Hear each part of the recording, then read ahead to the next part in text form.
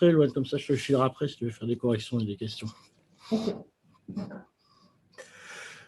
Super. C'est Benjamin qui va regarder ça. Du coup. Allez, Benjamin. Bon, bah, c'est toi le chef, hein, Benjamin.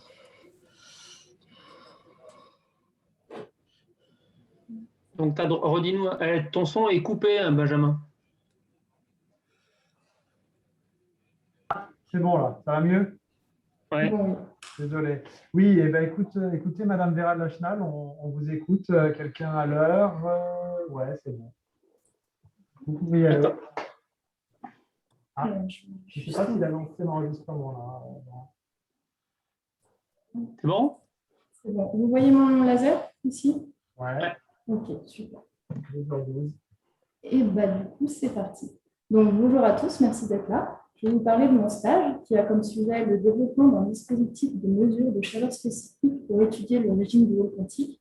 C'est un stage de Master 2 qui est supervisé par Olivier Bourgeois, Benjamin Pio et Laurence Aminadaya. Du coup, c'est un stage de 4 mois que j'ai effectué au LNCMI à Grenoble avec une part du travail à l'Institut même et il est dans le cadre du projet Thermès 2D avec une possibilité de thèse financée à la sortie. Donc, qu'est-ce que le projet Thermès 2D? Thermès 2D, c'est pour Thermodynamic Investigation of Mesoscopic 2D System et il a comme objectif de sonder la physique d'un gaz 2D en régime de Hall quantique RHQ. Et notamment, vous allez sonder les phases solides et les phases de charge ordonnées. Ici, vous pouvez voir deux types de phases solides avec les cristaux de Wigner, avec un ordonnement d'électrons, et ici les cristaux de Stirn avec un ordonnement de Stirn. On va également aller voir la transition de phase quantique entre les différents régimes de Hall quantique, entier ou fractionnaire. Et pour tout ça, on va aller sonder la chaleur spécifique. Donc, d'abord, comment avoir un gaz 2D en régime de Hall quantique? Alors, pour ça, on va avoir une membrane de gaz 2D. Une membrane de gaz 2D, en fait, un gaz 2D est fabriqué grâce à une hétérojonction entre deux semi-conducteurs. Et tout ça, il faut le mettre à basse température, dans une dilution, dans notre cas, et à fort champ magnétique, avec également, dans notre cas, un élément supraconducteur. Donc, ces membranes sont fabriquées au C2M, et c'est le troisième laboratoire qui participe au projet Thermès 2D. Ensuite, comment on va sonder la chaleur spécifique? Donc, la chaleur spécifique, c'est la chaleur qu'on doit injecter dans un système pour voir sa température augmenter de 1 degré Kelvin. Et du coup, dans notre cas, on va venir la mesurer avec une technique de calorimétrie AC, et plus exactement la technique 2-oméga. Donc, pour la technique 2-oméga, on a notre membrane de gaz 2D. On vient déposer dessus un chauffage et un thermomètre. Dans ce chauffage, on va venir injecter un courant AC qui va nous délivrer, comme vous pouvez voir ici, une puissance qui aura une partie continue et une partie en cos 2-oméga. Et du coup, notre thermomètre va avoir une réponse avec une partie qui sera liée à la température et une réponse avec une partie qui sera liée du coup à la variation de température, le d2-oméga. Du coup, on va venir polariser ce thermomètre et on va venir mesurer cette réponse en 2-oméga avec une détection synchrone. En fait, avec la détection synchrone, on va venir mesurer la deuxième harmonique de réponse. Et grâce à ce D2-oméga, on va pouvoir remonter à notre TAC, donc à notre variation de température. Et grâce à cette variation de température, on va pouvoir remonter, dans le cas, à la capacité calorifique. Voilà.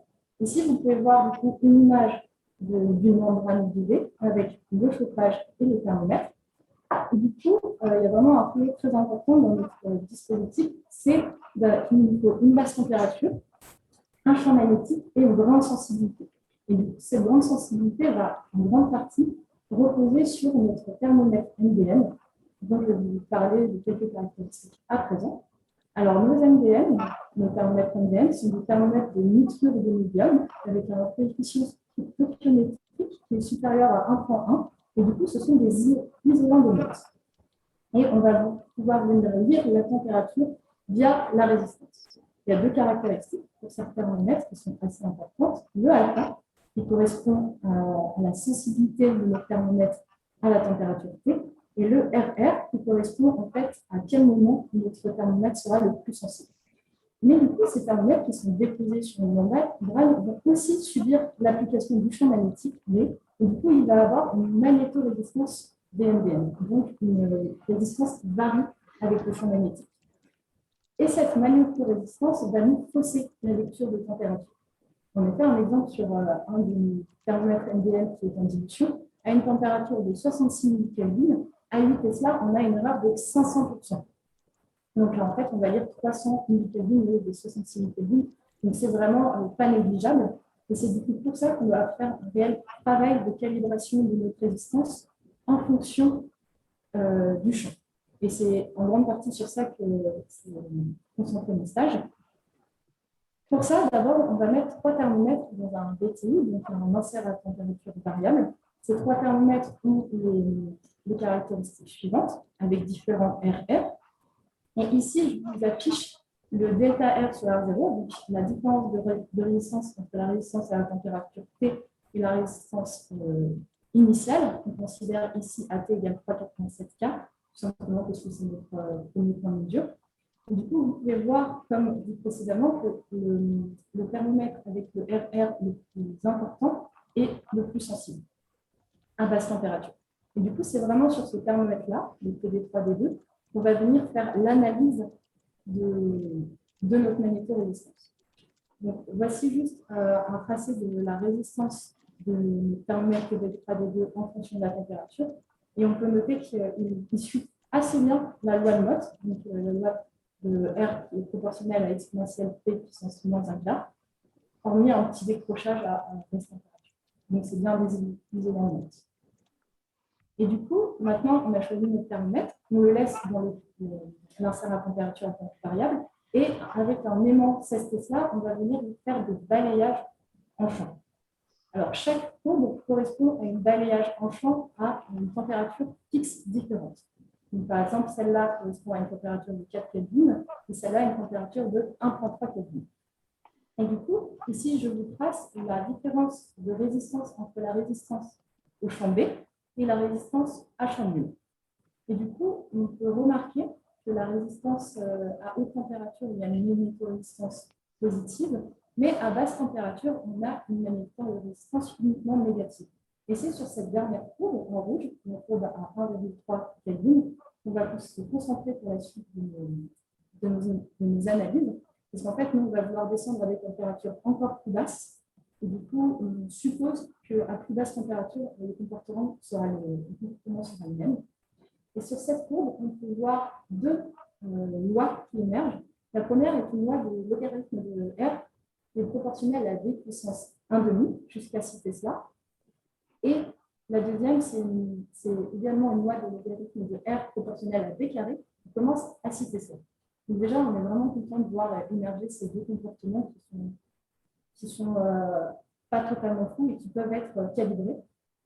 Et du coup, en fait, on peut faire ressortir une loi de logarithme de R qui est égale à bêta, qui sera une pente en fonction de B puissance gamma, avec gamma qui est de 1,5 ou 2. Et l'objectif après, ça va vraiment être de trouver la dépendance de bêta en fonction de T et de notre RR, afin d'avoir une loi pour tous nos MDM, en fait une loi unique. Et pour ça, il faut qu'on arrive à descendre à plus basse température.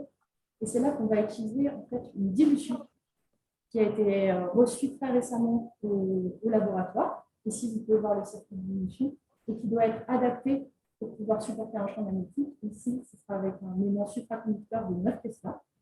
Et du coup, une grande partie de mon travail a vraiment été l'adaptation de cette dilution, enfin plutôt l'adaptation du dispositif expérimental pour cette dilution. On a décidé en premier lieu de faire un montage test avec une mesure de chaleur spécifique sur du titane par une calorimétrie AC avec un MDM. Et on a choisi le titane parce qu'il a une transition supra autour de 500 millikelvin en film mince. Et du coup, ça me semblait totalement atteignable avec nos dilutions.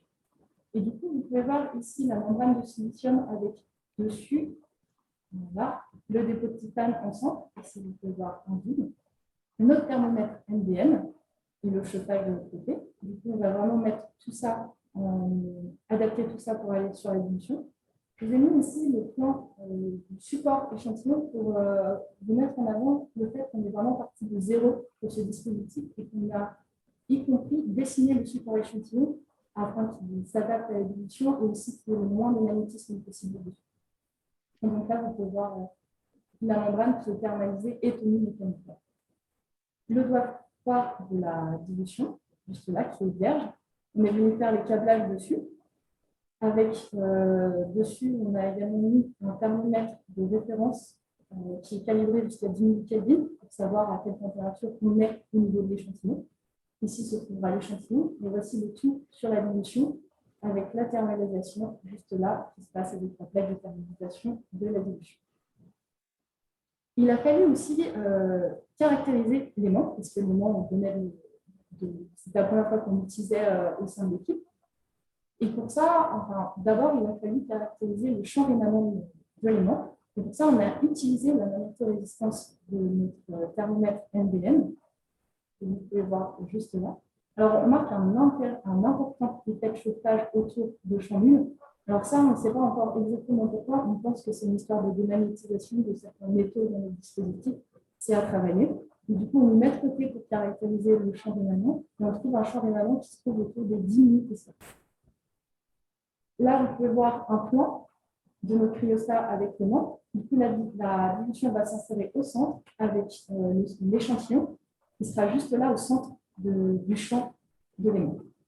Du coup, grâce à cet aimant et à cette dilution, on a pu faire de nouvelles mesures de magnétorésistance pour le NBM qui se trouve sur notre membrane. Et on retrouve les mêmes lois à 58 Kelvin avec la loi en D1 et la loi en D carré, mais qui cette fois se coupe plus tôt, ici à 3,5 Tesla. Et du coup, maintenant, par la suite, vraiment, il va y avoir un grand travail pour caractériser les pointes et l'endroit où les deux se coupent sur plusieurs températures. On a fait également du coup, notre but qui était la mesure de capacité calorique de nos titanes. Ici, en fait, vous pouvez voir le résultat pour la membrane avec le titane, la participation du titane plus la participation du silicium. Alors, on remarque qu'à partir de 400 000 Kelvin, on a une remontée de la capacité calorique et ça, ce n'est pas possible. On suppose des effets de chauffage, quelque chose qui n'est pas bien caractérisé et du coup, c'est à travailler. Mais du coup, pour remonter à la chaleur spécifique du titane, il faut enlever la participation de la membrane du silicium et il faut diviser par la masse du titane déposé qui est calculée à 2,89 microns. Alors, juste ici, vous pouvez voir l'exemple de participation d'une membrane de silicium dans la capacité calorique. Donc, ça, c'est des mesures qui ont été effectuées en amont à l'institutionnel. Et on remarque que la participation maximum dans nos températures est de 1,5 10 puissance moins joule par Kelvin. Du coup, je le remarque ici. Or, pour le saut de la chaleur spécifique, de la capacité calorique, on s'attend à des mêmes ordres de grandeur que la capacité calorique que le titane, du coup, des sauts qui sont autour de 10-10 joules par Kelvin. Et c'est pour ça que le son devrait être largement visible dans les mesures, ce qui n'est pas le cas. Du coup, la transition n'a pas l'air de se faire. Alors, il y a deux problèmes envisageables. Plusieurs, mais les deux qu'on envisage. En premier, c'est les effets de chauffage ou la mauvaise caractérisation du champ rémanent qui, du coup, tue la surface. En effet, le champ critique du titane en film mince est autour des 10 000 Tesla. Et du coup, il est possible que, pour contrebalancer notre champ rémanent, on dépasse ces 10 000 Tesla et du coup que la transition ne soit pas possible, que le titane ne puisse pas devenir sur. Voilà. Du coup, voilà pour le travail effectué en stage. Et dans le futur, il y a une grande partie qui doit être faite sur la suite des calibrations de magnétorésistance des thermomètres afin d'essayer de trouver cette loi unique. Il y a aussi un travail sur pour caractériser au mieux le champ magnétique qui est à réaliser. On va aussi réaliser une mesure en transport de notre dépôt de titane pour vérifier sa transition, quand est-ce que se passe sa transition sur la température. Mais pour ça, on doit sortir le titane de la dilution. Du coup, on préfère en premier lieu faire tous les tests possibles avec le titane en dilution. Il y a aussi un grand travail de filtrage sur les lignes de mesure à effectuer pour diminuer au mieux le bruit. Et ensuite, un des derniers points, ce sera d'adapter tout ce dispositif à nos membranes de personnes vivant. Voilà, merci de votre écoute et si vous avez des questions. Merci, Louane. Vous m'entendez? Merci. Ouais, ouais. Bon, moi, le son est très, très, très mauvais. Ouais, pareil, le son n'est pas bon. Ah, ça doit venir de moi alors. C'est assez pénible parce qu'il y a des fois, j'ai vraiment pas compris ce que tu disais, mais bon, tant pis. C'était peut-être Le son n'est pas bon, je pense que c'est ton. Peut-être que c'est mon cerveau aussi. Non, moi Non, mais aussi, je c'est pense- pas terrible le son. Ah, Non, mais ouais, je pense que c'est ton micro, Loane, qui est les micro-cravates. Peut-être que tu parles trop loin du micro, je sais pas. Mm. Bon, Moi, je peux te prêter un casque, Louane, si tu veux, pour ta soutenance. Bah, ma soutenance, c'est en présentiel. Ah oui, je suis con. Bon, bah, oui, c'est pas grave. on en achètera un. Hein. Voilà. Donc, 15, tu as mis 14 minutes. Hein.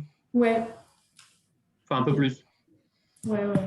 C'est ce qu'il faut, non? C'était combien? 20 ou 15? 15. Bon, bah, très bien. Ouais. C'est bien. Ouais. Oui, j'avais peur. Ce matin, je dépassais beaucoup. Donc, Ok.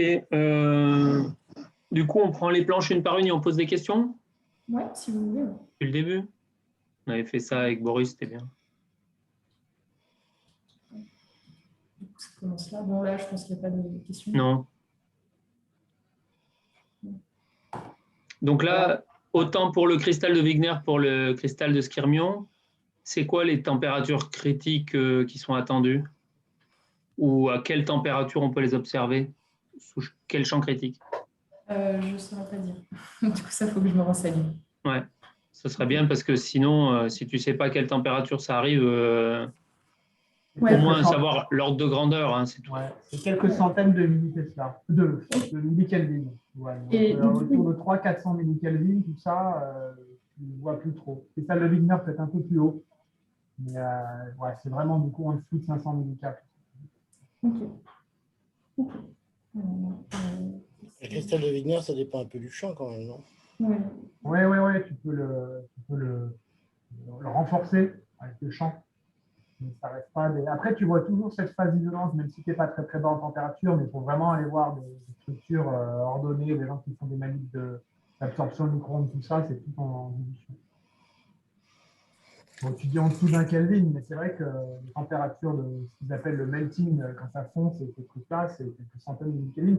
Et ça dépend, par contre, ça dépend du désordre aussi. Si je me souviens bien, plus les échantillons sont mauvais, plus ils sont robustes. Ce qui pourrait peut-être nous avantager si on n'a pas de mobilité phénoménale. Du coup, tu dis plus ils sont stables? Ouais, plus c'est difficile de les faire fondre. D'accord. Ouais, je crois que sur le Wigner, ce qui est critique, c'est plus le champ que la température. Hein. Ce qui est plus difficile à aller chercher, c'est le champ. Ouais. La température, je ne crois pas que c'est très très dur. C'est pas très très bas en température. En fait, pour le Wigner, ouais, il faut que tu sois. C'est une question de facteur de remplissage principalement, et donc forcément le champ magnétique. Mais si tu as des électrons des échantillons de très très bonne qualité, faible facteur de remplissage, tu n'as pas besoin de champs phénoménaux. Par contre, après, il faut qu'ils soient vraiment très, très bonne qualité. Nous, dans notre, mais je crois quand même qu'il faut des échantillons à plusieurs millions de mobilité. Donc, ce n'est pas un truc que tu as tous les 4 matins sur le panache. Ah oui. Parce que moi, si mes souvenirs sont bons, quand Christian les avait vus, c'était 2-3 millions de mobilité. Ah ouais, non, c'est le genre de truc, à mon avis, qu'on n'a pas comme ça. Par contre, il y a un truc général que je voulais te faire remarquer. C'est dès que tu marques un mot sur un transparent, vérifie que tu sais ce qu'il veut dire. Parce que ça, c'est le genre de truc qu'on traque bien dans tous les transparents. Oui. Dès que tu mets un mot, tu sais ce que tu veux dire. Ce que c'est qu'un cristal de Wigner, ce que c'est qu'un cristal de Skyrm, et une transition de phase quantique. D'ailleurs, c'est ma deuxième question. Alors, parce que celui-là, sur ce transparent, on peut t'emmerder une demi-heure là-dessus. Ouais, bah, je vais continuer d'ailleurs. C'est quoi la différence entre une transition de phase quantique et une transition de phase normale? Alors, une transition de phase quantique, c'est une transition de phase qui pourrait se passer à température. Je vais essayer de parler plus proche. Vous m'entendez mieux là? Je m'approche, mais... Une transition de phase quantique, c'est une transition qui pourrait se passer à température nulle. Donc, avec un autre paramètre d'ordre de la température. Alors, la bonne réponse, c'est de dire que dans une transition de phase normale, c'est les fluctuations de température qui vont amener le système pour changer d'état, alors que dans une transition de phase quantique, c'est les fluctuations quantiques qui vont... Okay.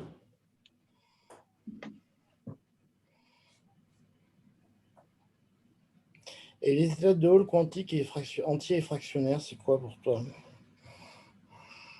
Alors, les états de Hall entiers, en fait, c'est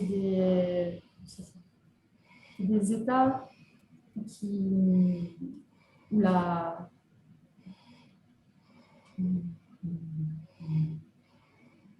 c'est des états où on aura des niveaux de nombres d'eau dégénérés et du coup, notre résistance est nulle suivant un canal. Et Tu peux remettre tous les mots dans l'ordre, là, parce que... alors, une transition. Bon, c'est pas très grave, que ça, on le verra. Je t'expliquerai lundi en détail comment ça marche, mais Ouais, la différence entre les états entiers et fractionnaires, est-ce que tu t'imagines un peu? c'est le facteur de remplissage. Ouais, mais qu'est-ce qui passe de l'entier au fractionnaire? Il y a un terme qu'il faut que tu dises, là, quand même. Alors, ce qui se passe entre l'entier et le fractionnaire, c'est que dans le fraction, il y a un truc important, c'est les interactions entre électrons. Ça, il faut vraiment que tu saches qu'on passe entre là. Et alors, tu dis que transition de phase quantique entre différents états de Hall. Donc là, j'ai une question plus pour Benjamin. Normalement, on mesure de la chaleur spé quand on passe entre des différents... Merde, j'oublie mes mots. Quand on regarde les transitions de phase. Alors, quand tu passes d'un état de Hall à l'autre, pourquoi tu t'attends à avoir des sauts de chaleur spé? Alors, c'est plutôt moi qui vais répondre. Ouais, tu te rappelles Oui, de ce vers papier là Olivier. qu'on avait cité? Olivier, je te laisse. Bah, dès qu'il y a un changement de symétrie, si tu as, tu vois, par exemple, pour une transition supra, si tu la mesures sous champ, tu vas aussi voir le saut de chaleur spécifique. Oui, mais La ça, c'est une vraie température transition. fixe sous champ, tu vas voir aussi le saut de chaleur spécifique. Donc là, moi, mon idée, c'était de faire un peu pareil, c'est-à-dire qu'on va aller chercher les transitions de phase sous champ Oui, et mais voir en les supra, anomalies de chaleur spécifiques en fonction du champ. Mais là, tu as une vraie transition de phase dans la supra, cette ouverture d'un gap et tout le bazar. Là, tu n'as rien de tout ça, quoi. Je veux dire, Si tu as un vrai changement de symétrie, je pense que si. En fait, tu vas passer d'un gap, si tu passes de 3 à 4, 3 niveaux d'endos remplis et 4. Quand tu as 3 niveaux d'endos remplis, tu vas être dans un gap. Donc, moi, je m'attends à ce qu'il n'y ait pas de densité d'état, donc du coup, que la chaleur spé soit nulle. Et par contre, donc, on va passer d'une chaleur spé nulle à une autre chaleur spé nulle. Ah, tu veux juste entre les deux gaps, tu penses que tu vas avoir des excitations qui vont prendre ta chaleur spé, c'est ça? Et je pense que cette histoire de papier, pour rejeter un œil qu'on avait cité dans le proposal, il prédit une valeur particulière du passage entre les deux. Il me semble que c'était ça. Et si on est C'est vraiment... sûr qu'il faut avoir des degrés de liberté qui changent, hein, sinon c'est clair. Oui, donc tu penses que ces excitations dans le gap, quand on va être au niveau de Fermi, qui vont te rétablir de la chaleur spécifique, c'est ça? Oui, ah ben, il faut en sortir, à mon avis. Tu sais, il y a cette prédiction de chaleur spécifique en fonction de la température. Quand tu mesures ça dans un gap Voilà. quantique, tu pars de zéro, et puis après, tu augmentes la température. Il y a 2-3 papiers qu'on pourra faire au mois de juillet ou à la rentrée, où il y a un certain nombre de calculs de chaleur spé qui sont faits dans ces systèmes-là, dans ce que vient de décrire Ben, et il faudra qu'on les relise tous et qu'on se pose des questions. Bon, donc, Louane, il faudra aussi que tu regardes ça. D'accord. Il me semble que tu as dit, là, on est sur le slide 3, que tu as dit ordonnement. Ah, Oui, alors des fois, tu as des terminologies un peu bizarres. d'accord. Donc, tu dis ordre, je ne sais plus ce que tu voulais dire, le fait que ce soit ordonné, en fait. L'ordre. Ouais. C'est exactement, mais ordonnement, je crois que ça n'existe pas. Non, je ne crois pas. Et on ne dit pas participation, mais on dit contribution. Ok. C'est la participation à la chaleur spé, c'est des contributions à la chaleur spécifique. Okay. Alors, un petit détail aussi, je pense que tout ce que tu dis sur les projets à droite à gauche, ça, tu peux zapper. Quoi. Ça, c'est un truc qu'il ne faut pas dire. Les participations aux projets internationaux, les machins, les trucs, ça, tu peux les zapper. Quoi. Les ANR, les trucs. L'histoire de la thèse financière, etc. Ouais, ça, tu zappes. De toute façon, on le sait. Hein, puis, surtout au niveau des masters, on juge vraiment ton travail. Ce n'est pas le travail du groupe, le travail des autres. Donc, prends plus de temps pour parler de ce que tu fais de toi. Okay. Mais ce transparent, il est vachement important. Donc, il faut bien que tu le travailles. Ouais. Moi, Benjamin, il a l'air d'être au labo. Je suis au labo. Ouais, là, t'as été vendu. Là. Ok. Du coup, cette slide-là. Mmh. Pas de questions? Non, alors c'est juste une question. Est-ce que quand tu dopes, tu dopes, quand tu as l'espaceur, le dopage, ça tombe tout dans le puits ou ça va ailleurs aussi? Alors, ce que j'ai compris, ça tombait tout dans le puits. Non, ça tombe essentiellement à la surface, en fait, hein. C'est-à-dire que Ok. tu as à peu près 90% qui va à la surface, tu as péniblement Ok, bah, ça, 10% qui va dans le puits. Et alors ça, je c'est un savais gros pas. problème pour nous.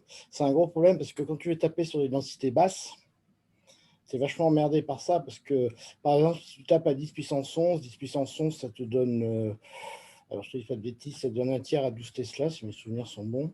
Quand tu es à ces dopages-là, tu es à la limite du dopage intrinsèque, si tu veux. C'est-à-dire que en gros, c'est la saloperie que tu as dans ton truc. Et tu as du mal à doper parce que là, tu vas quasiment saturer les états de surface, tout ce que tu vas faire. D'accord. Donc, les basses densités, c'est merdique à avoir parce que tu as des états de surface qui te piègent énormément d'électrons. Donc, ce schéma-là, il est vraiment idéal, hein, si tu veux. Mais en fait, Oui. tu dopes surtout les états de surface. Ok.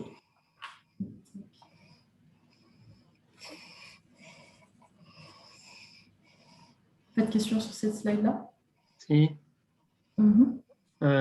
Comment ça marche quand tu mets… Pourquoi tu mets un courant continu pour mesurer une tension alternative dans le thermomètre?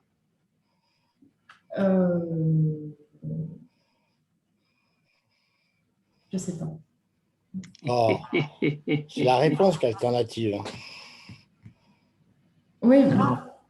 Réfléchis. Il a voulu te plier, là, Olivier, il est pas gentil. Bah, Non, c'est moi, marqué en dessous. Hein. moi, j'ai l'air gentil, mais en fait, je ne le suis pas du tout. bah, à dire comme ça, je pense Ah, que ceci dit, c'est une question naturelle. Hein.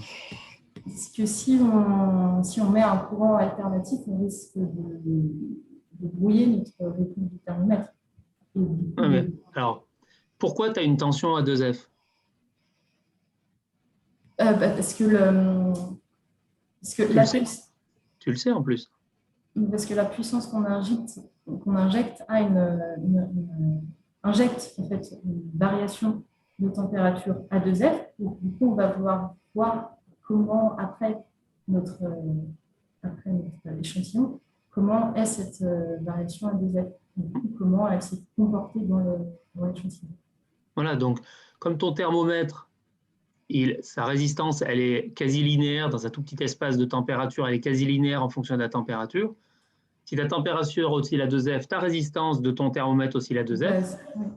Et donc, quand tu vas mesurer V égale RI, si tu remets un courant à une autre fréquence, tu vas foutre le bordel. Donc, tu vas mettre un courant continu parce que c'est ta résistance qui oscille à 2F et c'est ça que tu viens de détecter. Oui. D'accord? C'est ça qu'il faut répondre. Ok. Tu mets un courant continu parce que déjà, ta résistance du thermomètre oscille à 2F, car elle suit l'oscillation de température à 2F. Et 2F parce que Joule, effet Joule. Okay. Si tu as besoin d'IDC, parce qu'elle le met après dans ses équations, autrement tu n'as simplement pas de tension. Enfin, j'ai pas entendu. Ouais, on n'entend rien. Tu as besoin d'avoir un courant pour mesurer une tension aussi. Oui, Bien oui, sûr. mais ça, oui. Non, mais ça, je pense que tu l'as très bien compris. C'est vrai qu'il faut que tu puisses l'expliquer. Oh, bah, je suis sûr qu'il n'y a pas de problème. Il faut juste mettre les choses bien bout à bout, au cas où il y a une question. Bon, alors là, il pourrait poser des questions sur le gaz 2D. Enfin, tu vas mesurer la chaleur spé des électrons et que les photons, c'est combien, mais bon, peut-être que c'est un peu trop compliqué. Je ne sais pas s'il faut qu'on rentre jusqu'en dans ce degré de détail. Tu vois, quelle est la contribution? Une question quand même qu'on pourrait te poser, c'est est-ce que tu t'attends à ce que ta chaleur spécifique électronique soit la partie dominante de ton signal? Et du coup, on va… Bon, la réponse est non. La réponse est non. Et donc, oui, parce qu'il y a encore les phonons de l'ASGA, il y a aussi la contribution du chauffage des taux thermomètre. Donc, tu as des addendas, hein, tu as des choses qui ne t'intéressent pas dans ton signal. C'est pour ça qu'il faudra avoir une bonne sensibilité parce qu'on va aller chercher quelque chose qui n'est pas le signal dominant dans la chaleur spécifique. En particulier si on a des faibles densités. Voilà. Tu as dit au slide d'après qu'il fallait une grande sensibilité, mais tu n'avais pas dit pourquoi. Donc là, voilà, c'est ça la raison. Ok.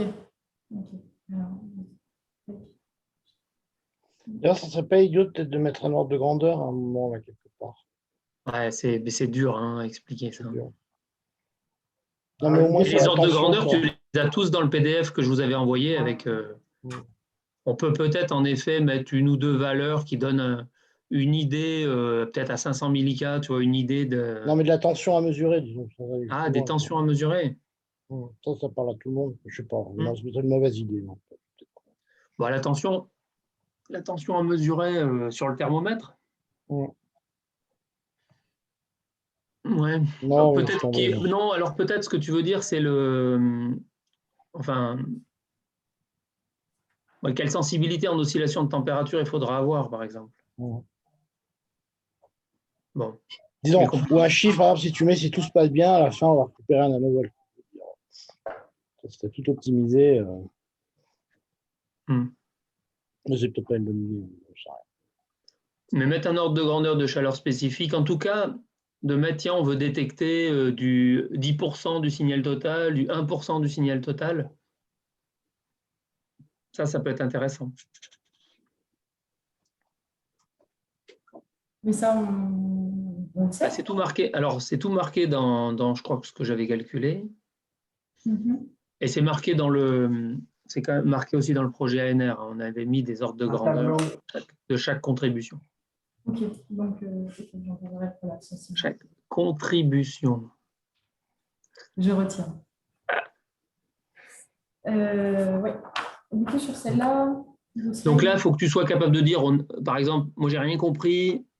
C'est quoi la partie est-ce que tu peux me dire où est la partie suspendue, la partie attachée comment ça se passe? Après, là, sur cette image, je crois qu'il n'est pas encore creusé. Il est un peu aride à ce transparent. Il faut faire des trucs. Parce que, il est un peu aride à cette formule. D'accord. Mais du coup, oui, là, en fait, ça va être la partie qui sera creusée. Là, on a le carré, là, c'est la partie suspendue, avec ici les points de suspension, avec les contacts électriques qu'on peut voir. Tout à fait. C'est ça. Mais j'ai pas d'autre image, en fait. Que celle-là. Non, mais on aurait pu mettre une vieille image d'un truc suspendu, mais il vaut mieux vaut mieux que tu dises que ça, c'est ce qui est en cours de fabrication pendant ton stage. Au moins, ça montre que c'est. Par contre, une image comme ça, il faut que tu passes ton temps du temps à la commenter parce que c'est pas du tout intuitif qui est où. Tu vois. Surtout quand tu as des grosses formules. Voilà, donc c'est pour ça que c'est bien de préciser la partie suspendue, par exemple. D'ailleurs, les formules, est-ce que je ne sais pas si je les mets ou pas. Parce que... Moi, je pense que ça ne sert pas à grand-chose. Je me demandais. Vaut mieux que tu décrives bien l'échantillon, que tu me mettes en gros les formules. Moi, je les laisse comme vous voulez. Je vais voir ce que j'avais. C'est important quand même dans ta tête. Ça peut aider si tu as la question, mais attends, à partir de la tension, vous en faites quoi, tu vois? Tu mesures une tension alternative, toi. Qu'est-ce que tu en fais après? Il faut que tu sois capable de dire, bon, avec ma tension alternative V2 oméga, je vais calculer l'oscillation de température parce que je connais toutes les caractéristiques de mon thermomètre, qui sont alpha, R, I. Et à partir de cette oscillation de température, je vais être capable d'aller calculer la chaleur spécifique qui est reliée à la puissance dissipée. En gros, le RI carré, c'est la puissance dissipée divisée par l'oscillation de température fois le temps caractéristique. Mais ça, je pense que je me ferai des slides questions. Là, je n'ai pas eu le temps de les faire, mais des slides où je mettrai les... Oui, par exemple, tu peux garder que tes flèches là et garder les formules dans une... Juste par contre, dire V2 oméga TAC, TAC-CP, ça c'est bien parce que ça montre que tu sais où tu vas. Et garder les formules plus complexes si tu as plus de questions. Oui, je vais faire ça. Mais ça, tu peux le faire au tableau, on l'a fait ensemble. Tu sais que je l'avais gribouillé sur un coin de papier, là. Tu te rappelles pas? Mais de quoi? De faire quoi? Les deux formules qu'il y a là, on les avait gribouillées sur un coin de papier. Là. Ouais. Tu peux le faire au tableau, non? Tu t'en sens pas? Je vais regarder, il faut que je m'en fasse. C'est pas grave, c'est comme tu veux. Je vais regarder. Celle-là,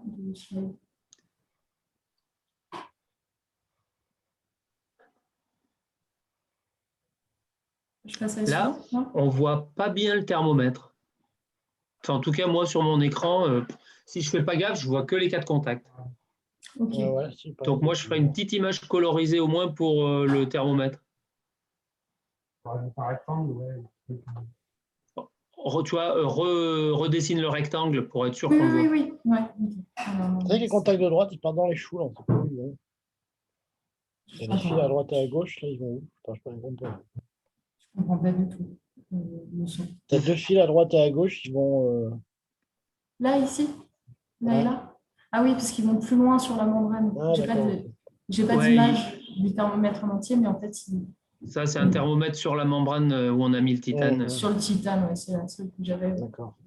Et en fait, voilà, il s'est suspendu aussi, mais un peu plus loin. Et du coup, comment ça marche, le taux d'azote par rapport au taux de niobium? Comment ça marche, c'est-à-dire? Bah, je sais pas, ça sert à... Pourquoi tu as mis ça? Alors, j'ai mis ça parce que déjà, en dessous, on n'a pas des éléments de notes, mais en fait, c'est par rapport à l'azote qui rend le thermomètre un peu plus amorphe. Et du coup, c'est pour ça qu'on a des isolants. Ouais, bah, j'ai rien compris. Mais je t'entends pas, hein. Ah merde. Je suis sûr que tu as donné une Mais, explication géniale, mais j'ai pas entendu. pourquoi vous prenez du NBN d'ailleurs? Parce Ah, qu'ils sont pour atteindre la sensibilité voulue. oh, bien, Olivier. Non, mais pourquoi du NBN et pas du je sais pas quoi? Bah, du strontium. Hmm. Ça se trouve beaucoup à Saint-Laurent-du-Pont, il y a une mine. Ah, le strontium, il est pas mal. Alors, il y a des tas de raisons, hein. Par exemple, il y a moi, ce que j'utilisais quand j'étais petit, c'était du RuO2 qu'on vendait. Voilà. Pourquoi tu ne On mets a pas encore une plein. grosse résistance de RuO2 sur ta membrane? Bah, Bon, la réponse est dans la question, hein. oui, voilà, déjà par rapport à la taille, par rapport au... Comment ça, on ne sait pas faire du REO2 avec cette taille-là? Oh, si tu l'as aminci, je pense que ouais, elle est grosse quand même. Mais, et puis pourquoi NBN? Je sais pas, il est bien spécialement bien le NBN ou Enfin, je sais pas, du coup, la question, c'est pour moi ou c'est pour Olivier? bah oui, je pense que Ouais. c'est pour toi, oui. Moi, je réponds pas parce que je comprends pas les questions. Mais, Bah, je sais pas pourquoi déjà, tu mets pourquoi du NBN pour faire les thermomètres. déjà, une des solutions, c'est qu'avec une des réponses, c'est qu'avec le NBN, on peut contrôler le ratio d'azote et de niobium, et du coup, on peut viser Alors, la je pense que sensibilité qu'on veut, la Ça, température. non, mais c'est qu'on veut. déjà une très bonne, c'est déjà une très bonne réponse. C'est-à-dire qu'il y a un bouton sur lequel qu'on peut tourner pour ajuster le thermomètre dans la gamme de température qu'on veut. Ça, c'est très important déjà. Alors, mais moi, je suis un mec qui fait que de la physique à température ambiante. Moi, je connais que les thermomètres de platine. Ouais. Pourquoi on les utilise pas à basse température? Ouais, c'est vendredi après-midi, on est en forme, hein. Je veux dire, Alors, je pense qu'il y a aussi, il faut qu'on ait des thermomètres qui restent avec des résistances dans une certaine gamme de résistance. Il ne faut pas qu'à basse température, on soit trop en résistance, parce que sinon, on ne va pas pouvoir la mesurer. Mais aussi, on va introduire trop de bruit de résistance, de bruit Johnson. Ça? Non, c'est pas ça. non, c'est pas ça. Non, En alors, fait, je ne connais déjà, pas les thermomètres. donc, on en avait parlé tous ensemble, hein. Donc, les thermomètres de platine, en dessous de 30 Kelvin, ils arrivent dans leur résiduel. Ce sont des métaux. Les métaux, en dessous de 10 K, ils ont une résistance qui est plate comme un cul de nonne. Donc, c'est impossible de faire une Ça mesure de dépend de la température norme. avec un thermomètre de platine en dessous de 10 Kelvin. Ok. Donc, en dessous de 10 Kelvin, on peut oublier la thermométrie qu'on utilise à température ambiante, Ok. déjà. Ok. Deuxièmement, les thermomètres qu'on utilise à basse température, en moyenne, c'est les RuO2, les germanium, des thermomètres comme ça, qui en fait sont des thermomètres relativement macroscopiques, déjà encapsulés par le fournisseur. On ne peut rien en faire, nous, dès qu'on travaille sur des micros et des nanostructures. Ok. Donc, quand tu veux faire des mesures thermiques à très petite échelle, sur des membranes, des nanophiles, des choses vraiment de très petite taille, tu es obligé de passer sur des thermomètres qui sont fabriqués en film mince, puisque tu veux que ce soit compatible avec les techniques de la microélectronique. Donc, les thermomètres compatibles avec les techniques de la microélectronique, eh ben, tu n'en as pas des milliers. En gros, moi, j'en connais deux. Tu as le niobium silicium qui est fait à Orsay, et tu as le nitrure niobium qui est fait à Grenoble. Et pim, c'est tout. Olivier, tu as déjà déposé du REO? Tu n'as jamais essayé? Non, bah, Je suis pas sûr d'abord ça. Je suis pas sûr d'abord que ça marcherait. Je sais pas trop comment. Les RuO2, c'est un peu mystérieux ce qu'il y a dedans. Oui, je sais C'est de pas. l'oxyde de ruthénium, mais derrière, Ouais. on ne sait pas trop comment c'est foutu. Ah, si, il y en a un troisième, c'est hors germanium. Dans le passé, au CRTBT, il y a des gens qui ont travaillé sur des alliages d'or germanium, mais c'est beaucoup plus pénible à manipuler et surtout, ça a des grandes résistances. Donc, le gros défaut de ces 3 thermomètres hors germanium, niobium, silicium et NBN, c'est que leur résistance peut être très élevée. Ouais, du coup, Et du coup, ça, c'est leur grosse limite. Et ce qu'on a réussi à faire avec le NBN et que les autres n'ont pas réussi, c'est à diminuer la résistance tout en conservant quand même des performances qui sont très élevées. Et du coup, ça rend le truc faisable, même en dessous de 100 millica. Parce que là, ce qu'on vient de faire avec Victor, ils ont monté deux NBN sur la plateforme thermométrie, on les descend à 25 millica et c'est toujours aussi raide. Donc, ça marche très bien. Par contre, je pense qu'il faut bien insister sur l'épaisseur du film, parce que tu peux descendre facilement en dessous de 10K, même sur des RUO, si tu as des films plus épais. C'est vraiment ça aussi qui est critique. C'est que vos films sont très minces. Oui, c'est 70 nanomètres. Voilà, donc je voulais poser à savoir si Luan avait ça en tête. Il faudrait que bien sûr. Ouais. Tu es jusqu'où tu peux aller. Il fallait que ce soit compatible avec des techniques de la micro. Si tu fais du sputtering à plus de 70 nanomètres, 80 nanomètres, à partir de 100 nanomètres, après, tu as du mal à lifter, ça ne marche plus. Donc, pour que ce soit compatible microélectronique, il faut que ce soit entre 50 et 100 nanomètres et plutôt en dessous. Ok. Je t'expliquerai un autre jour pourquoi le sputtering est particulièrement pénible, plus pénible que les dépôts par canon électron. Ok. Mais là, ça dépasse le sujet. Luan, juste sur le slide d'avant, bon, c'est juste des termes, mais tu as dit à quel moment ils deviennent plus sensibles. On sait tous que tu parles de quelle température, mais tu as dit quelle température. Ton RR, tu dis ça définit à quel moment ils sont sensibles. On sait de quoi tu parles, mais bon. Ok. Oui, d'ailleurs, peut-être que tu peux mettre un ordre de grandeur pour alpha T à 100 milli. En gros, on est à des alphas de 1 à 10 Kelvin moins 1. Sur l'isolant de mode, tu es au point. Non, tu n'es pas au point.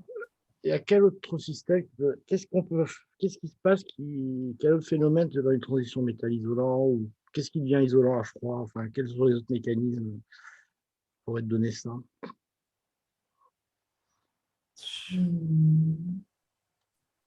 Déjà, quel est le mécanisme de l'isolant de Mott Ouais, déjà. Ou Mott Anderson. Oui, c'est ça, parce qu'on dit Mott, mais c'est Mott Anderson, c'est pas au final. Heureusement que je t'ai écrit un truc là-dessus. Hein. Mais c'est les... Tu l'as pas lu toujours ce que je t'ai écrit. Si. C'est la localisation. Ça, c'est vraiment l'Anderson pur. Hein, c'est ça. Là, du coup, il faut que je refasse ça.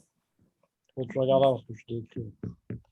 Tout, en gros, Mott, c'est interaction électron-électron. Et Anderson, c'est le désordre qui crée de la localisation. Ce n'est pas les mêmes raisons qui créent de la localisation. Alors, en fait, si tu regardes dans ce que je t'ai écrit, tu verras que dans le variable range hopping, tu as un terme qui est essentiellement le recouvrement des fonctions d'onde, et puis tu as un terme de localisation sur site. Et donc, tu as une probabilité de saut qui fait intervenir les deux. Et si tu regardes, tu te tiens assez rapidement des lois en T plus 105 R, etc. Et alors, pourquoi c'est un variable range hopping? Parce que tu as une compétition entre un recouvrement de fonctions d'onde et l'énergie sur site qui fait que tu peux avoir une probabilité plus grande de sauter plus loin, de sauter sur site. Parce que l'énergie peut être défavorable. Je n'ai pas compris. Comment tu comprends ça? Parce que si tu as deux sites proches, mais qu'il faut une énergie dingue pour aller sur le site proche, ça peut être plus favorable d'aller sur un site plus loin sur lequel les énergies sont à même niveau. Ça veut dire qu'entre deux sites proches, il peut y avoir une barrière d'énergie plus énorme. Voilà. Et donc, tu peux sauter plus loin, tu peux avoir des chemins qui sont moins favorables, mais qui en fait sont plus probables. Et puis, alors, tu peux avoir un truc quand même tout bête, c'est qu'un semi-conducteur, ça peut faire la même chose. Hein. Si tu as un gap qui s'ouvre, tu peux avoir comme ça une exponentielle de variation en température. Alors, tu ne l'auras pas à si basse température. Il ne faut quand même pas oublier que la chose la plus simple auquel tu penses quand on a tout donné isolant, c'est que tu as un gap qui s'ouvre. Hein. Ça, c'est des choses très évoluées par rapport à ce que tu es censé apprendre en M1 sur les semi-conducteurs. C'est un gap qui s'ouvre. La première chose à laquelle il faut penser, c'est dans les choses quantiques, c'est ça qui va s'ouvrir, etc. Alors, toujours, quand tu écris un mot, sache qu'il y a derrière. Alors, dans les nitrures de niobium, comme les niobium silicium, comme tous ces matériaux, indium oxyde, tous les matériaux à transition métal isolant, ces matériaux-là, c'est tous drivés par le désordre. Ok. C'est parce que ce sont des systèmes très, très fortement désordonnés qu'on a cette transition vers l'état isolant.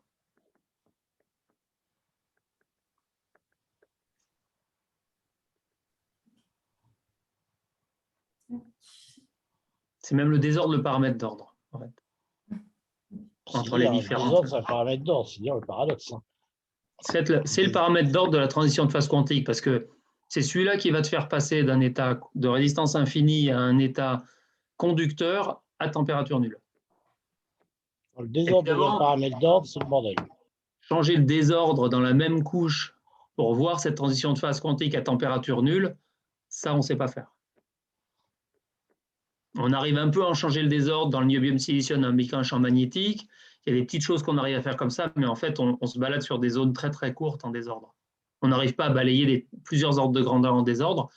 Donc, on n'est pas capable pour l'instant d'aller détecter la transition de phase quantique à température nulle, ce qui nous intéresserait, mais on n'est pas capable de le faire. En fait, ce qui se passe, c'est quand tu as beaucoup de désordre, quand tu as beaucoup de désordre par rapport au VRH que je t'ai donné, tu localises très fortement tes fonctions d'onde, donc ta probabilité de saut loin, elle devient quasiment nulle. Donc, tu es complètement localisé. Et donc, à ce moment-là, tu montes. Ouais, et ta résistance devient infinie. Et même au-delà.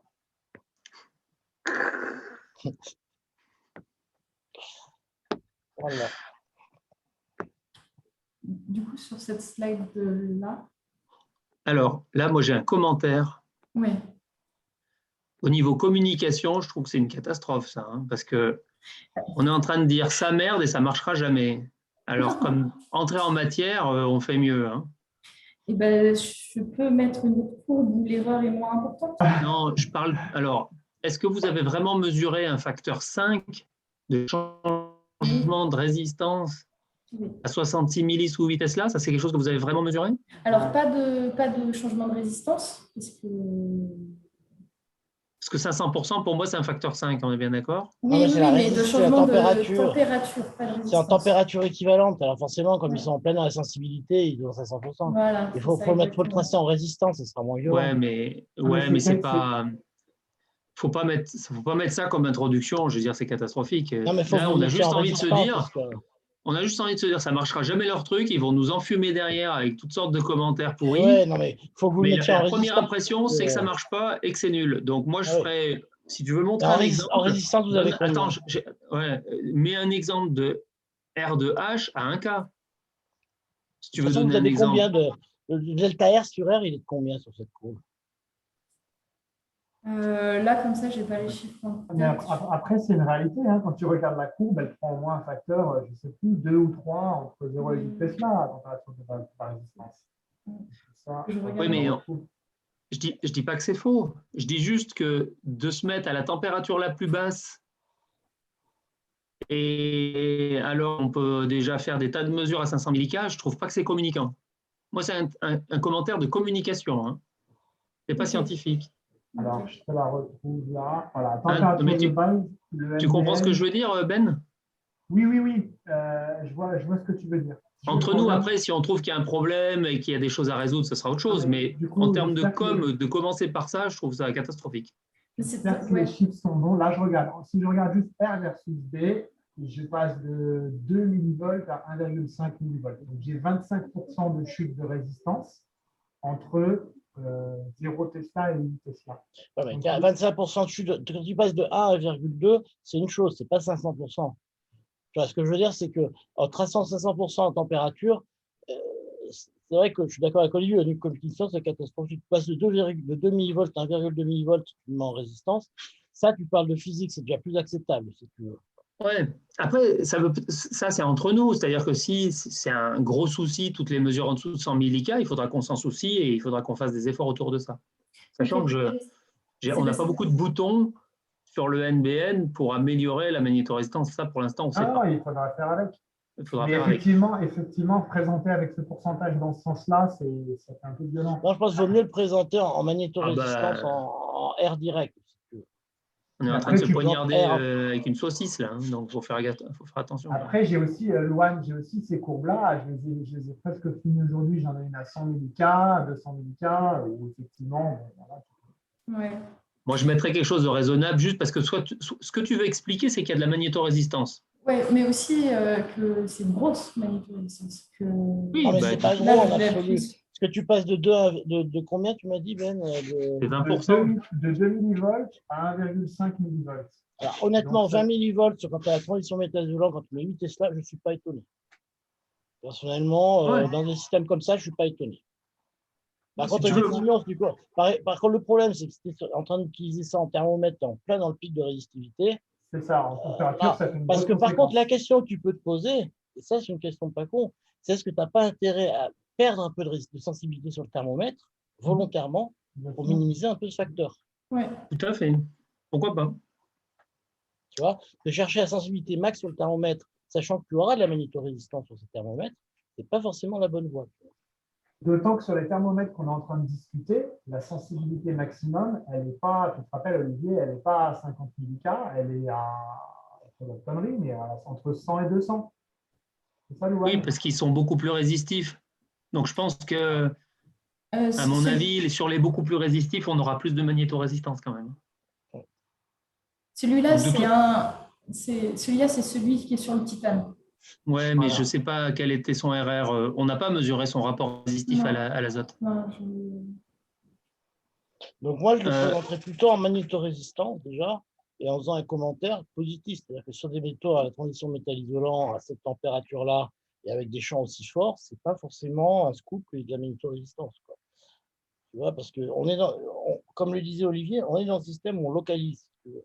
Dans un système localisé, quand tu commences à mettre des champs qui font plusieurs Tesla, tu commences à comparer ça aux rayons cyclotrons ou aux distances interatomiques, je ne sais pas, il faudrait mettre des chiffres aussi, tu veux, là, mais tu n'es pas forcément dans des ordres de grandeur complètement déconnants de ces choses-là. Je ne sais pas combien fait rayon cyclotron à 8 Tesla, mais tu vas commencer à avoir des choses qui sont vraiment petites. Si tu veux.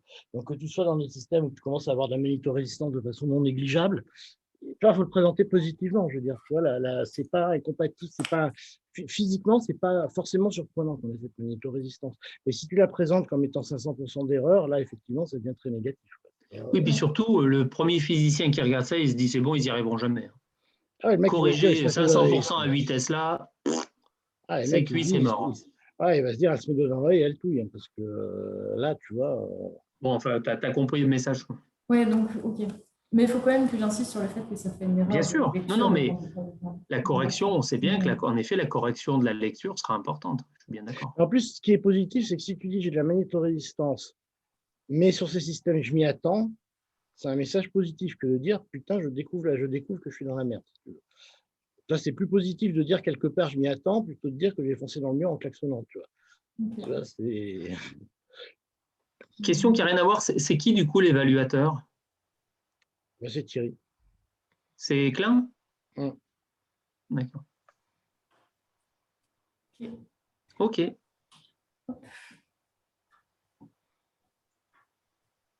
Un est à thermomètre. Oui. 3 thermomètres, il y a un S. Voilà. Oui. T'es fâché avec l'orthographe, hein, j'ai remarqué. Oui. Oui. Ok. Bon, bah, moi, c'était clair pour moi. Je pense, je sais pas s'il y a... Je sais pas quelle question vache on peut poser, mais... Il faut mettre en grande carte. Oui, ça aussi, je l'ai noté, il faut que je change. Mais ouais. Ok. Celle-là. Oui, tu peux expliquer la déviation que tu as à basse température dans la courbe en log, en semi-log?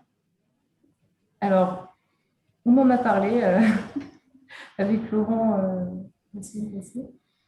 et en fait, c'est 0,9, ça fait combien en température là, quand tu es puissance 1 quart, 0,9, ça fait combien? bah, ça fait 1,5. Kelvin, ouais, c'est chaud. Ça peut être, je ne sais pas justement si c'est cette histoire de saturation en température. Non, un Kelvin, c'est pas un Kelvin. Pas un Je pense Kelvin. un Kelvin, c'est peu probable. Ouais. Par contre, Ça on a dépend vu, qu'on- ce qu'on a vu avec Victor sur les plus basses températures, hein, sur les Ouais, NDN oui, qui ont été caractérisés, c'est qu'on tombait dans du Efros-Shklovsky et plus du MOT. Ça, c'est en T carré, les franches aussi. Je te l'ai marqué aussi dans le papier. C'est en T Oui. puissance Donc, moins 1,5. ouais. mais, ok. Mais bon, là, je ne sais pas si c'est ça, quoi. Bah, sur Non. un toit, tu peux rien dire. Hein, donc, Non, par plus contre, si tu mets... sur le NDM qui est là en ce moment dans le frigo, tu la vois, cette déviation, elle est à plus basse température. Et là, pour le coup, tu as quand même plus d'un point. Hein. Oui. Parce que ça décroche en dessous de, je sais pas, 150 millica. Ouais, ben ça, 130, maintenant, ouais. on a clairement identifié que c'était le blindage pas suffisant qui fait que le thermomètre sert d'antenne et capte les ondes électromagnétiques et du coup reste chaud. Mais ça, je ne suis pas sûr, je ne sais pas. Hein, Olivier. Il y a deux phénomènes Nous, on différents. l'a vraiment montré sur les derniers échantillons, ça crève les yeux. Ah, si tu veux dire chez vous, parce que moi, Ouais. je n'ai pas de. D'accord. Ah oui, tu m'as casé mon séminaire, Olivier, non, toujours pas. Et comme Ah non. non, le 17, on ne peut pas, ben, c'est aujourd'hui, Ouais, non, c'est hier. Donc on peut semaine prochaine, ouais. Alors, Ouais, Ah, je vous ferai ça. Maintenant, tu ne peux pas la semaine prochaine, Laurent. Ah, je peux pas, moi, c'est vrai. Non. La semaine d'après. Non, mais c'est pour ça qu'on avait dit c'est pas urgent, il faut que ce soit le 1er juillet. 1er juillet, Ouais. c'est bon. Et j'envoie le mail. D'accord.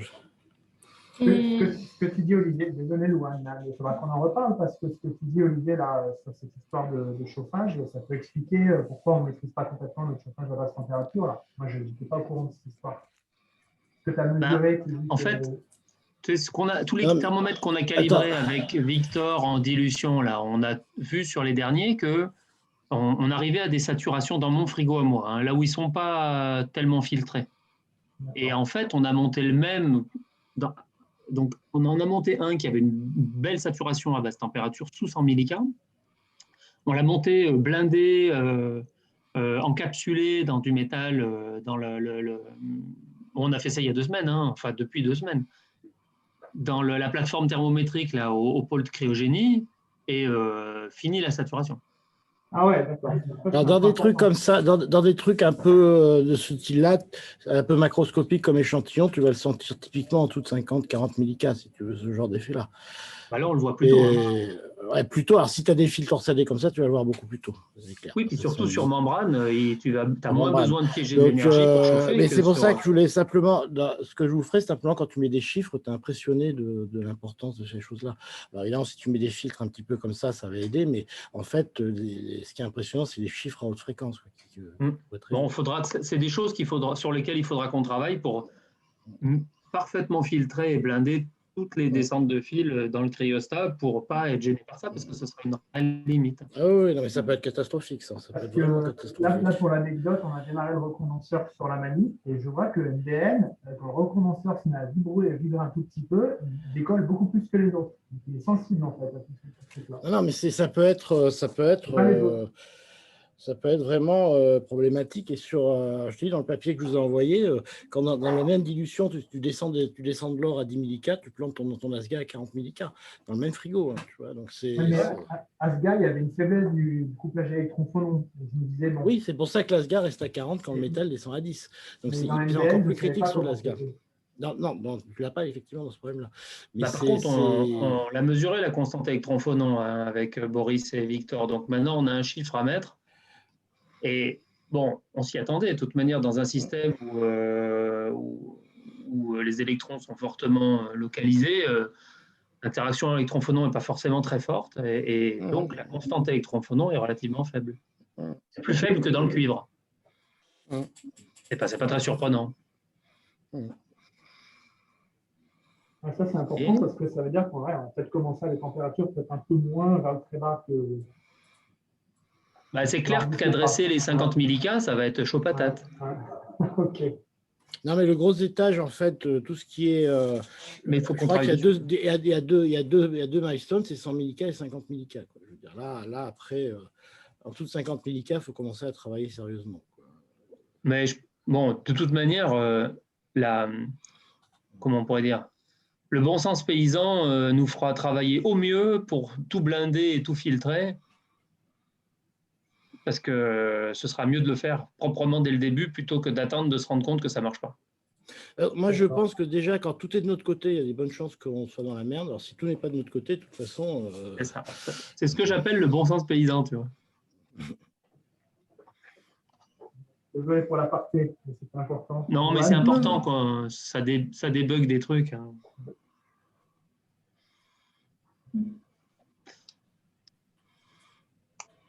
Ok.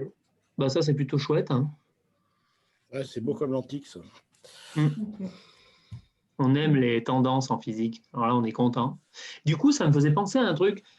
Tu as trouvé les lois de renormalisation pour que tout ça, ça se retrouve au même endroit ou pas? Tu vois, en champ et en résistance. Non. Non. Parce qu'on a vraiment l'impression qu'elles se scalent toutes dans un certain sens. Donc, si on doit pouvoir arriver à triturer les courbes pour qu'elles retombent toutes sur le même truc, non? Oui, je vois. Je n'ai pas regardé ça, en fait. D'accord. Donc, c'est à faire. Ouais. Le problème, c'est qu'on Bon, n'a mais pas c'est pas de- une urgence. C'est On a pas un seul l'urgence. échantillon qui est vraiment sur les data en VTI, on a un seul échantillon qui est vraiment en magnétorésistance négative à basse Ouais. température. Et c'est faudrait celui-là, dans d'ailleurs, on n'a pas plus. C'est celui-là, il faudrait dans l'idéal en avoir un autre. Là, je vais avoir un point 1 Kelvin dans la dilution. Peut-être que tu pourras un peu comparer le 1 Kelvin de la dilution, qui n'est pas le même thermo, à ce 1,3 là. Pour voir s'il y a du RR qui joue dans le Kelvin des deux. Oui. Bah, on le sait que le RR, il joue. Bah, je sais, c'était un peu la question d'Olivier.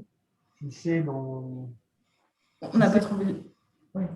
Ouais, ce que tu dis, c'est que, je crois que tu disais dans ton rapport, que le RR, il va déterminer le moment. Oui, la température à laquelle tu changes de c'est signe. ça, ouais. C'est ça. Ouais, c'est ça. Oui, mais après, je n'ai pas trouvé la loi encore. Et ça, on le voit bien dans toutes nos données haute température sur le régime où il y a du positif encore. On n'a pas pu vraiment explorer dans le régime qui deviendra le principal et qui est le négatif. Juste un commentaire à propos du RR. Ouais. D'aucuns pourraient trouver un peu bizarre de qualifier les thermomètres entre 70K et 300K quand tu veux les faire travailler à 50 milli. Oui. On pourrait dire, quelle drôle d'idée. Il se trouve quand même que dans la salle de dépôt, c'est plus facile de faire des tests entre quand on fait les dépôts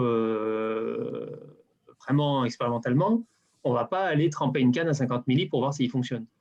Donc, on a mis au point des tests qui sont faciles et rapides, et ça, c'est l'azote, pour faire un test pendant qu'on fait les dépôts, pour ajuster les différents paramètres sans avoir à aller faire des tests à 4K. Ok. En fait, alors, c'est moins sensible, évidemment, du coup, c'est plus sujet à erreur. Hein. Il vaudrait mieux faire 4K 300K. Peut-être qu'un jour, on fera ça parce que ce sera mieux. Mais c'est toujours un peu plus compliqué que de faire du 70K, du 77K à 300K. Oui. Donc, en fait, ça, c'est plus une histoire de… Vraiment pour des raisons que ce soit fonctionnel et rapide. D'accord ? Ok.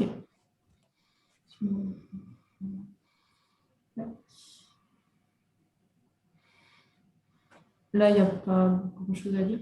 Je ne sais pas si je parle des suspicions de pourquoi c'est comme ça. Bah, tu t'engages dans un truc compliqué, hein, mais bon. Tu peux attendre les questions et être capable… pourquoi c'est comme ça? Oui, pourquoi c'est en racine de B? Ça, il faut que tu sois capable de dire en quelques mots ce que vous avez discuté avec Laurent. Hein. Faut que tu sois capable de l'expliquer rapidement. Ok. Donc là, Ouais. Du coup, là, en quelques mots, ce phénomène-là, on pense que c'est le fait que le champ tue notre localisation faible. Donc, on a une loi qui sort en B en I. Voilà. Donc, pour le B carré, on ne sait pas encore, mais en tout cas, dans la littérature, il relie cette magnétorésistance en B carré à un phénomène de saut dans les spins,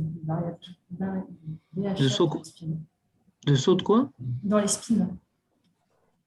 De saut de spin. Mais voilà. En fait, en gros, ce qu'elle appelle le saut dans les spins, c'est l'effet Kondo. Donc, si tu veux, des champs sinon, comme je me demandais si les spins jouaient à saut de mouton. Mais… Non, Bah, mais alors, non, pardon. C'est pas l'effet.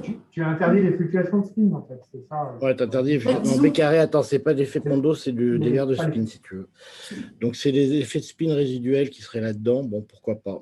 mais à nouveau, L'effet de ça, verre de spin là-dedans, mais bon, c'est des ouais, champs qui me paraissent un peu 200, ça te fait 10 Tesla. C'est des champs qui sont ouais, pourquoi pas, c'est des champs un peu élevés, mais pourquoi pas. Bon. C'est des effets qui sont pas énormes non plus, pourquoi pas. mais disons que c'était le seul truc que j'ai D'accord. trouvé dans la littérature. Oui, non, Non, mais pourquoi pas, effectivement, effectivement, quand tu as une T-spin, la résistance baisse un peu. Bon, Ouais. Par contre, au niveau du vocabulaire, Louane, tu as redit localisation faible. On est d'accord que sur la partie qu'on fit à bas champ, ce n'est pas une voie de localisation faible qu'on sort, c'est plutôt un comportement en champ du variable range hopping. Je ne sais pas si Laurent, le vocabulaire, variable range hopping, c'est plus la localisation faible. Et bah, disons que c'est là le que VRH, c'est pas la localisation faible, mais c'est clair. voilà, mais disons que c'est là que je sais pas. Tu dis localisation tout court, c'est les effets de localisation. D'accord, dans le variable range hopping. Ok. Je pense que si tu as Non, mais dans la location faible, elle peut durer longtemps quand même, ceci dit, parce que Voilà, remonte la courbe, attends. Non, c'est pas la localisation, ça, je suis d'accord, mais remonte la courbe d'avant, non, celle d'après, excuse-moi. C'est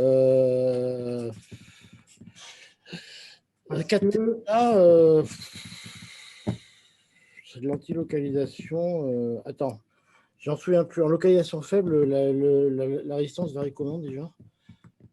Il me semble qu'elle n'avait pas réussi à bien fitter. C'est pour ça que je Oui. Ouais, les ailes, elles sont pas bien fitées. Ouais, non. Oui, Donc, on n'est pas vraiment dans la localisation. Ouais, non, je n'est pas dans la localisation faible, je sais pas. Ok. On est dans le VRH en fait. Oui. Ouais. Okay. Mais en fait, je ne savais pas parce que on en a du coup beaucoup discuté avec Laurent. Et non, mais attends, ça avait l'air 4 Tesla, attends, 4 Tesla, ça te donne un champ critique de combien? Est-ce que tu sais ça? C'est ça qu'il faut savoir. Attends, on va faire le calcul vite fait. Ça, c'est un ordre de grandeur qu'il faudrait que tu aies en tête. Si je trouve un papier quelque part pour écrire. J'ai des tonnes de papier sur mon bureau, j'ai jamais eu le bon pour écrire, c'est évident. Attends, je vais faire le calcul. Vas-y, continue, je fais juste le calcul quand même. Vas-y, continue. Mais voilà, du coup, on en avait discuté et je ne sais toujours pas si c'est la localisation faible ou pas. Parce que la localisation faible, c'est noir avec des 10 gamma et oui, ça ne fitait pas bien. Ça, voilà, tu avais dit que ça fitait moins bien en tout cas. Non. Que ce que celui que tu as fait là. Ouais. Mais après, pareil, dans un papier que j'ai trouvé, où ils ont même une loi, ils parlent de localisation faible dans le variable range hopping. D'accord. Donc là, moi, je suis un peu, du coup, je suis en train de revoir le vocabulaire dans cette truc-là. Peut-être que ça peut être considéré. Mais pour moi, la loi de localisation faible en température, c'est pas la même que la loi de variable range hopping. Non, c'est pas la même. Donc, un ln de t, c'est sigma égale ln de t. Oui. À 2D, tu as un log de t. À 2D, c'est un log, ouais. Ah oui, c'est vrai que moi, j'ai pas le 2D. Le 3D, c'est pas le bon. 3D, c'est pas pareil. Non. Tu peux demander à Charles, Loane, parce qu'elles sont au début de son rapport de stage, ces lois-là. Ok. Voilà. Non, attends, je te dis ça vite fait.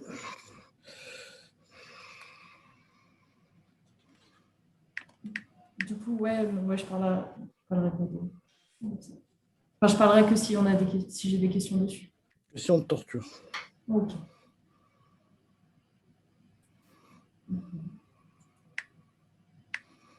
Je ne sais pas s'il y a des commentaires sur cette slide.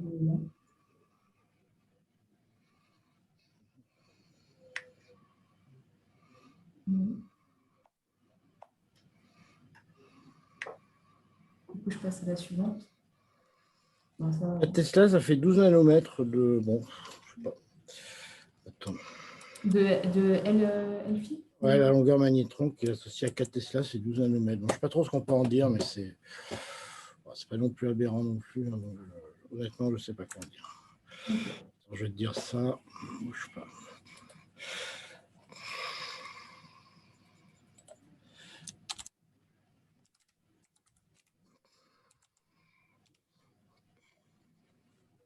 Du coup, j'avance dans les slides s'il n'y a pas de. Ah ouais, vas-y. Ouais. Là, je ne sais pas si vous avez quelque chose à dire sur celle-là.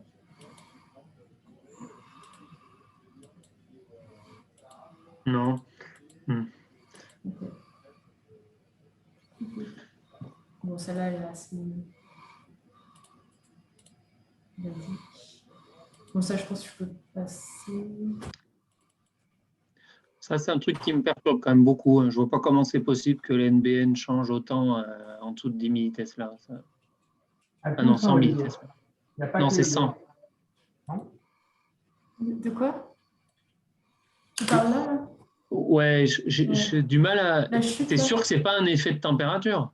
Si, c'est un effet de température. Ah, c'est pas un effet de la résistance du ouais, NBN? non. Ah non, mais alors, tu n'as pas dû m'entendre. Si, c'est un effet. Enfin, on pense que c'est un effet de Ouais, c'est ça, chauffage. c'est un log de T à 2 dimensions.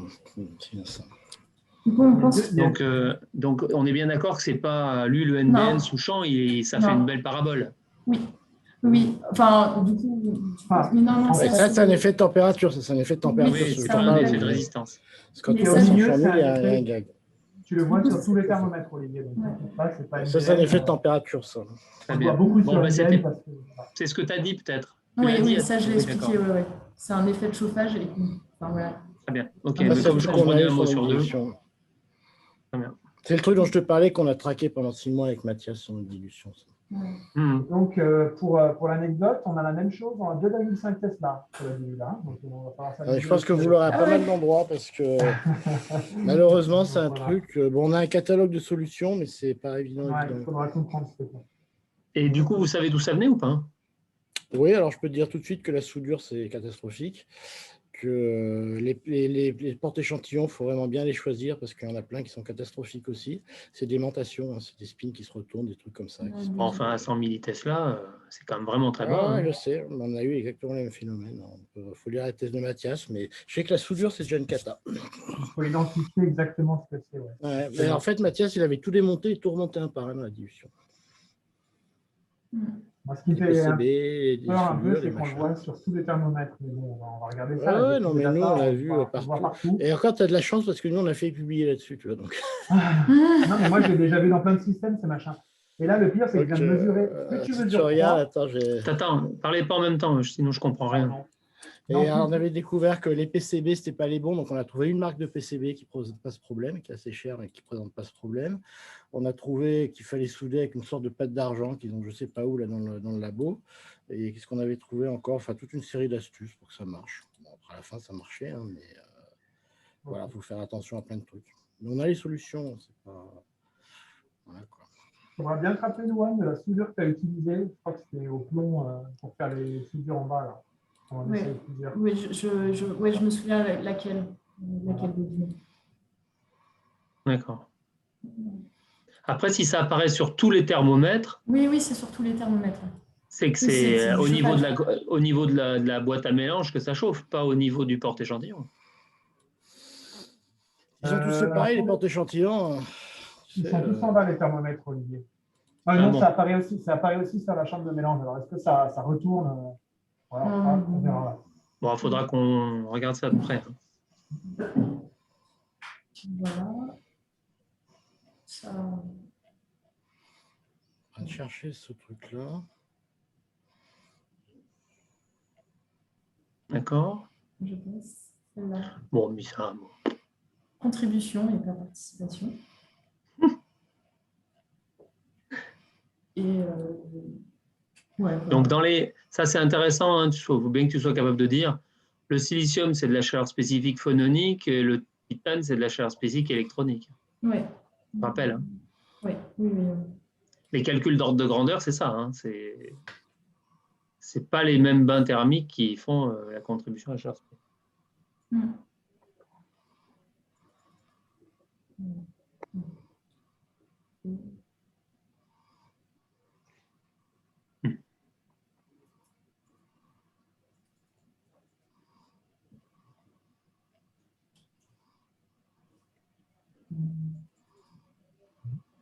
Et après, là, du coup, c'est... Moi, j'ai une remarque de perspective. Ouais. Je trouve qu'il y en a certaines qui sont quand même pas parmi les choses les plus importantes. Ouais. Enfin, tu vois, réalisation de mesures en transport du titane, ça on va le faire, mais c'est pour comprendre en gros comment sont déroulés nos tests, avoir plus d'infos. Ouais, ça ne fait pas partie de la perspective du projet. Travail futur, la question c'est travail futur, c'est quoi? C'est sur le projet, on est d'accord. Donc, peut-être que ça, c'est pas vraiment sur le projet. Oui. Oui, c'est Ouais. pas super essentiel. Il vaut mieux que je le dise à l'oral. Si vous- C'est essentiel pour toi de comprendre une mesure de chaleur spé, pour nous de voir qu'on comprend ce qu'on fait, mais C'est pas un axe du projet, on va dire. Mais par contre, du coup, effectivement, le filtrage, d'après ce que tu me dis là, Olivier, ça va tu peux le laisser parce que ça va être un sacré morceau. Et puis c'est pareil, caractérisation du champ, bon, bah, c'est un truc qu'on va faire. Mais notre champ, quand on va travailler dans le régime quantique, on n'aura pas ces problèmes déjà à limiter ça. On aura peut-être d'autres, mais ce sera moins un paramètre critique de préciser le champ exactement, de calibrer le champ avec une grande précision. On le fera, Ah oui. mais ce n'est pas central Oui. en fait dans le projet. On a des états, des gaps qui sont très larges en champ, donc on ne va pas le critique ça. Ok.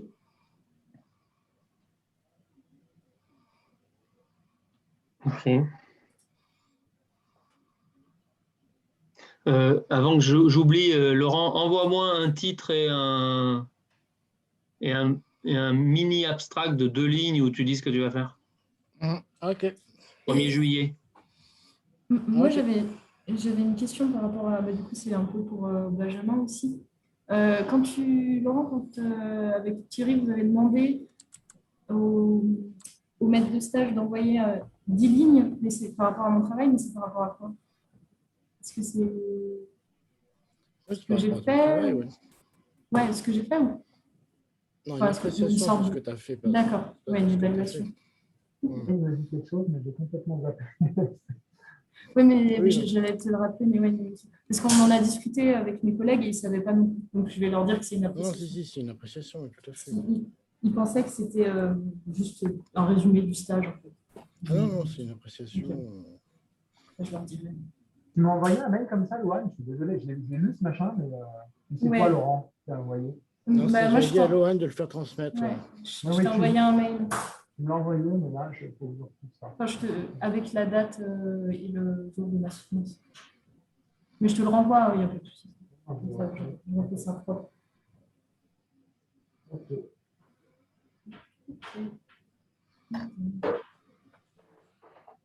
Bon, bah, parfait. Bon, bah, très bien. Merci. Très bien, Eh super. ben, du coup, on remet ça mardi, c'est ça? Ouais, mardi 11h. Donc, j'ai pris la salle de réunion. Hein, Très bien. Ouais, j'ai vu. C'est Et noté. est-ce que ça, Donc, ça vous dérange s'il y a des jeunes en plus ou pas? Vous voulez qu'on reste Non, entre Ouais, nous? moi, j'aime pas les jeunes. Je le savais, c'est pour ça que j'ai hésité à leur dire. Non, mais on peut ouvrir les étudiants du groupe qui peuvent venir. Ouais, bien sûr. Mais à ce moment-là, on pourrait même inviter quelques jeunes de l'équipe. Hein. Si tu veux, Olivier, je pense que la salle, je ne sais pas combien il y en a. Ça les intéresse. C'est 15 personnes maximum. Oh, ça y est, elle veut pas de public. Oh, Ah non, non, si, ça me va, c'est par rapport elle sort au les jour. décrets du préfet. C'est Oh, pour ça je que tu me crois fasses une pas. voter, moi, Non, mais 15, avant d'arriver à 15 personnes, il faut le faire. Hein. Ah ben, sinon, quand on a moi, beaucoup de succès. lundi à 16h, là, je fais pour Loan juste un petit récapitulatif de comment on calcule les états de bord, etc. Enfin, les jauges de Landau, tout ça. Donc, s'il y a des jeunes qui sont intéressés, j'enverrai un petit truc tout à l'heure, mais basique. Hein. Attends. Ouais. Non, mais venez pas. Enfin, les vieux, ce sera deux fractions qui se somment. C'est pas... Bah, tu vas me dire, moi, ça me pourrait me faire du bien. Hein, mais sinon, pour mardi, plus il y a de gens, mieux c'est par rapport aux questions. Comme ça, j'aurai un plus grand panel de questions. Ouais, c'est toujours bien hein, d'avoir des. Puis les questions des plus jeunes, c'est intéressant. Ça peut lever des trucs que nous, on n'a pas vus. Hein. Ok, ça marche. Très bien. Bon, merci bien. Merci à vous. Bon, bah écoutez, passez un bon week-end en attendant. Ouais. On va essayer. Ciao. C'est pour ça. Allez. Allez, à bientôt. Ciao.